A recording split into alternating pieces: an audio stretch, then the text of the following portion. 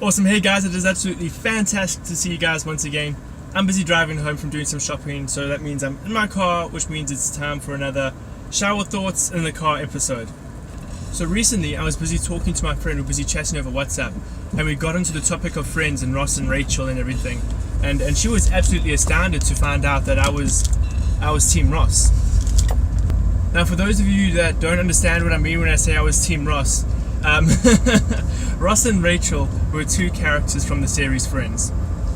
Now, if you don't know what Friends is, then you're kind of watching the wrong video, because this entire episode is surrounded around Friends. I'll give you a brief breakdown. Ross and Rachel were two characters that ended up dating, and their relationship was just one of the cutest, sweetest, most romantic relationships of any series ever. And through some unfortunate circumstances, they ended up breaking up. And this absolutely devastated the fan base. Like, even today, people are still upset that they broke up and stuff like that. And so they needed someone to blame. And so they were left with Ross and Rachel. Who do we blame? Do we blame Ross or do we blame Rachel? And so it became this huge, massive debate that's continuing to this day. Are you Team Ross or Team Rachel? So as I stated earlier, my friend was absolutely, oh, there's a red light. Don't worry, I stopped perfectly. So my friend Anri was absolutely shocked to find out that I was Team Ross, because she's Team Rachel. And so she sent me a WhatsApp message. Yeah, I'm Team Rachel on this one, and I believe Rachel and Ross were on a break, and they weren't broken up because the break means, she just needed to relax from their relationship, after everything that happened. And you don't go sleep with someone right after you decide that you're on a break. And so that's when I decided, hey, let me make this video. Let me explain to people why I'm Team Ross. And so Ross and Rachel, they ended up breaking up in season 3. I think it was episode 13 or 14 or something like that. And when this episode starts, you can see that there's already kinks in this relationship, that there are unfortunately already cracks. Because you can see that Ross is already insecure about this character Mark that works with Rachel. And in my opinion, Rachel could have done a lot more to make Ross feel secure in their relationship and just be like, look, you don't have to worry about Mark. Nothing's happening between me and Mark.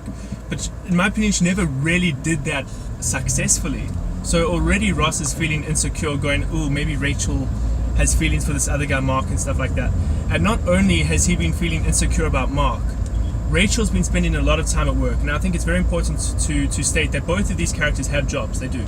So both Ross and Rachel have jobs. But Rachel keeps cancelling dates and stuff like that so she can work late and stuff. And Ross, eventually, you can only cancel so many dates before you really do start to feel insecure. And Rachel ends up cancelling one of their dates on their anniversary.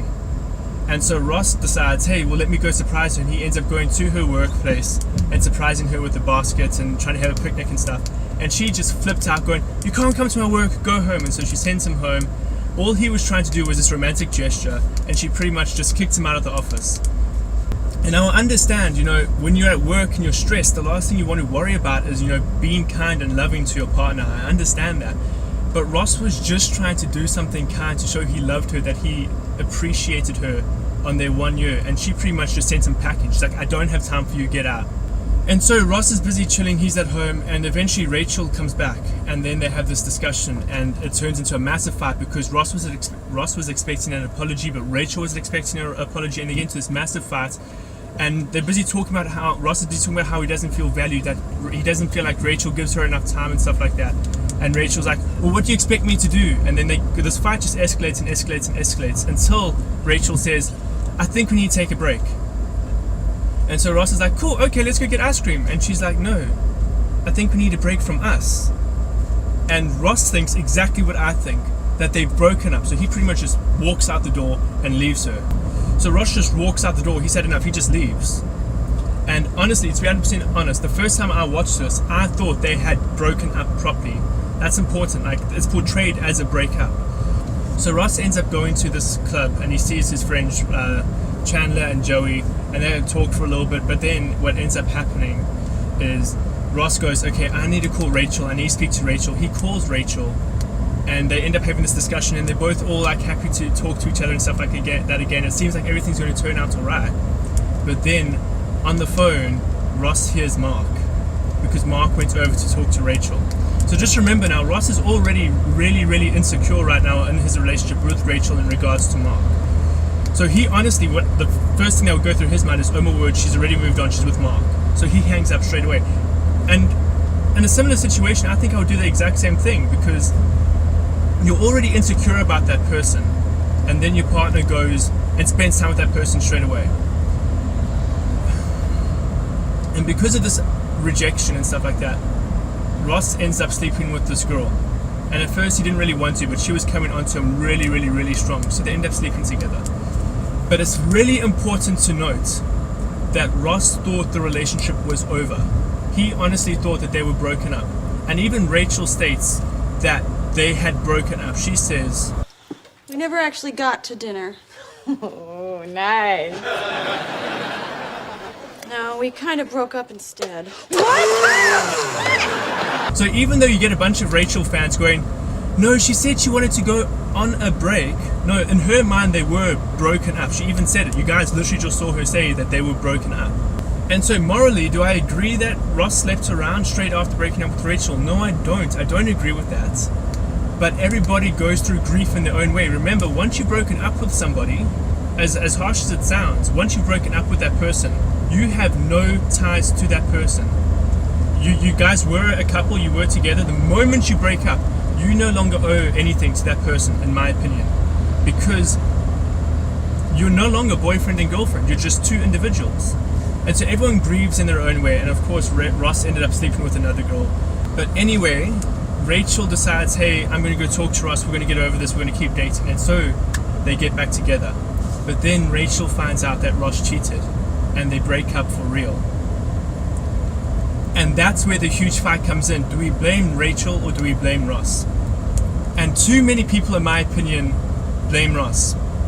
And the thing is, Ross did nothing wrong, because when he did cheat, I don't think he even cheated.